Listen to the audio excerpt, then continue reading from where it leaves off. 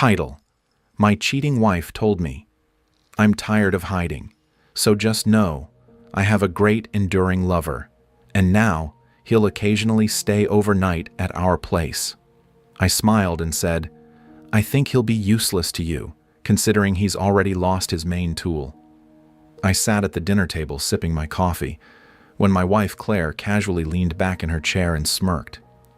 She swirled the wine in her glass, watching me with that smug expression I had grown to hate over the past few months.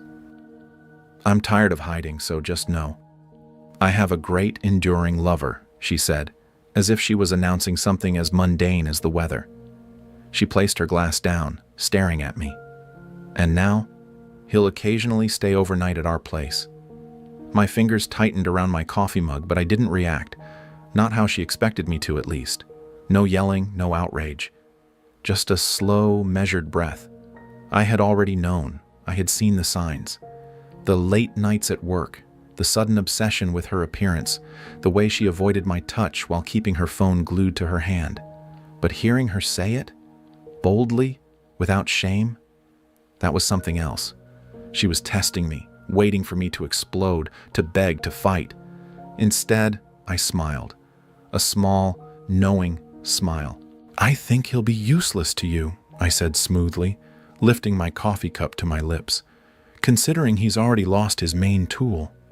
The smirk vanished from her face. Her lips parted slightly, confusion flickering in her eyes. What the hell are you talking about? I set the cup down gently, leaned forward, and met her gaze. You're about to find out. Claire stared at me, her confidence wavering for the first time.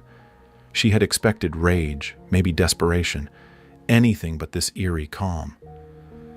What do you mean? She asked, her voice a fraction less steady.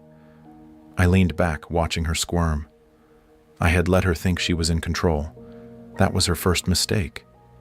You'll see soon enough, I said, standing up. I suggest you make the most of tonight. It's the last time things will be normal. I left her at the table, letting her paranoia start to fester.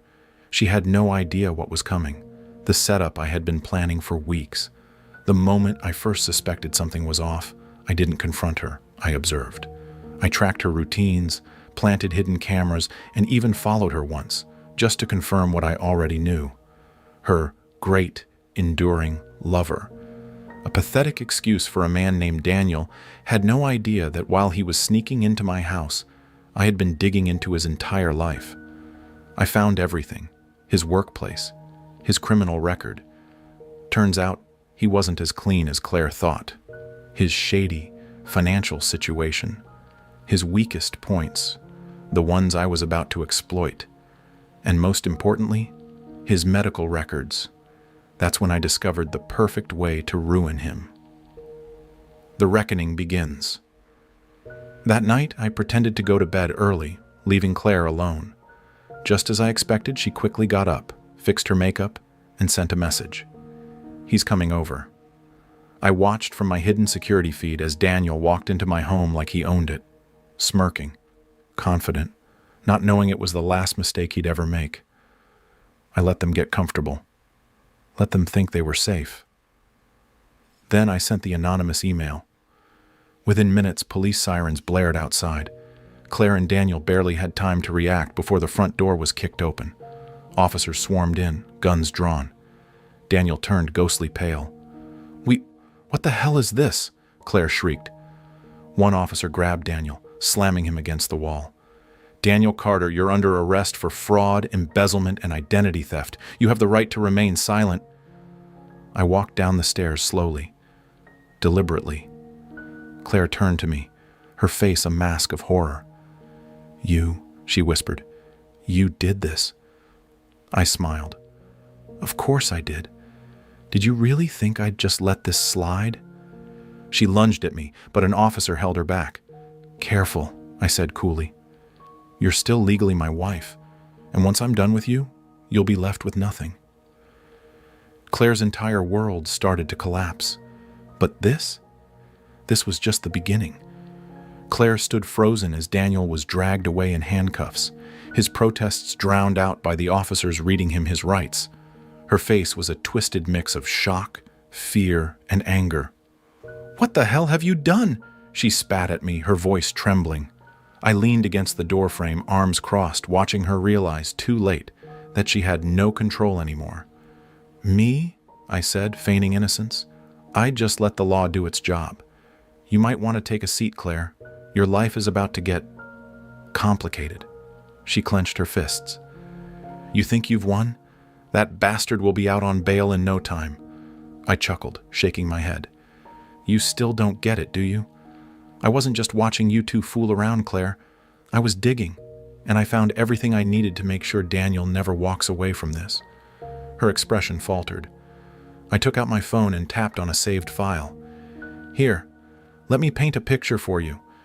Your great, enduring lover isn't just some cheating loser. He's a criminal, fraud, identity theft, a history of unpaid debts, and, oh, look at this, a record of soliciting underage girls online." Claire's face went white. "You're lying," she whispered, but the doubt in her voice was obvious. I turned the screen to her, letting her see the hard proof. Screenshots, chat logs, financial transactions, all tied to Daniel's name.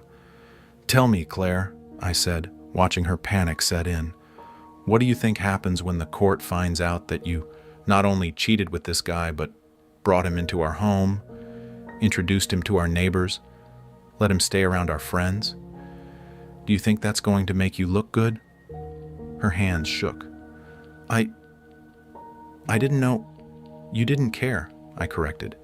"And now, you're going down with him." The financial ruin. As Claire struggled to process what was happening, I kept going. "You might want to check your bank accounts," I said, pulling out my own phone. "Oh wait, never mind, they're empty." Her head snapped up. "What?" I shrugged. "You remember that joint savings account? The one you thought I was too stupid to keep track of? Turns out I was moving funds months ago. Every shady little transaction you made, every dollar spent on your affair, I tracked it all. And when I filed for divorce earlier today, I made sure you'd walk away with nothing." She grabbed her phone with shaking hands, frantically checking her accounts. Her face drained of color. "You're lying," she said weakly. "Check for yourself," I said casually. "Oh, and the house, it's mine. You signed a prenup, remember? You don't get a cent." She looked up at me, pure desperation in her eyes now. "You bastard, you can't do this." I stepped closer, lowering my voice. I already did. Tears welled in her eyes. The smug confidence she had when she brought that contract to me, gone, replaced by fear. She had no money, no place to stay, and soon, no reputation. And I wasn't done yet.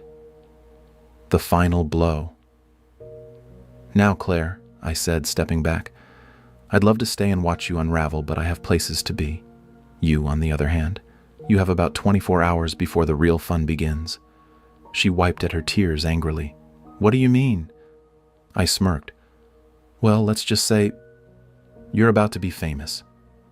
Her phone dinged, then dinged again, and again. She frowned, opening her messages, only for dozens of notifications to flood in. Screenshots of her affair, circulating in the group chats of our family and friends. The police report detailing Daniel's crimes. A leaked copy of the open marriage contract she tried to force on me. Now a viral post, ridiculing her online. Her breathing quickened as she scrolled through the damage. You sent this to everyone?" she choked out. "Not just them," I said, turning toward the door. "Your job, your family, our neighbors. Hell, even your yoga instructor. Hope you're ready to be the talk of the town." I walked out, leaving her standing there in the ruins of her own choices, and I didn't look back. Claire's fall from grace. By the next morning, Claire's life was unrecognizable. She wasn't just the town's most hated woman. She was a laughingstock. The texts, the screenshots, the evidence of her open marriage proposal, it all spread like wildfire. Friends blocked her. Family disowned her. Even her co-workers who once admired her now looked at her with pure disgust. And the best part? Her boss fired her. The company couldn't afford the scandal. Her great, enduring lover was denied bail. Turns out, being exposed as a predator doesn't sit well with judges. The divorce papers? Served. She had 30 days to vacate my house. And as for me, I was thriving, better than ever. Claire's desperation. She called me that night, crying, begging. "Please, we need to talk," she sobbed through the phone. I'm sorry, I made a mistake. Please, I have nowhere to go." I let her ramble for a while, let her taste the panic. Then I simply said, "Not my problem." And I hung up. She sent a dozen messages. I ignored every single one. She chose this. Now she could suffer for it. Final chapter, her last mistake. By the end of the week, Claire had one last trick up her sleeve. She showed up at my door, makeup smeared, hair a mess, completely broken. "Please," she whispered, "I need your help. I don't have anyone else." I looked her up and down. The same woman who once smirked at me, thinking I was weak, now standing here, pathetic and ruined. I smiled. "So, what happened to your great, enduring lover?" She flinched. "Gone," she murmured. "He won't even take my calls." I chuckled. "Yeah, neither will I." Then I shut the door in her face. She collapsed, sobbing. But I didn't care. She was dead to me.